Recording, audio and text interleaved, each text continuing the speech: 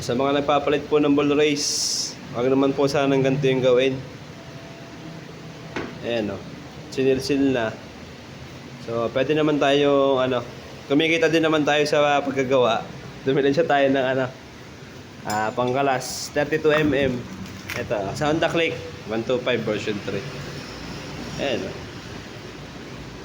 Katama na yung surface nung nut natin. Diba? Tapos ito pa yung lock nut nya. So nangyari, ito tsaka ito yung leg nya is gumagalaw na siya.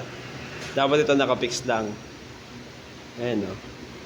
Sil-sil malala ang ginawa. Tapos bumalik, maluwag, hinigpitan, sil-sil pa din. So for awareness lang, tayo ng mga tools, kahit mga mamurahin lang na tools, no?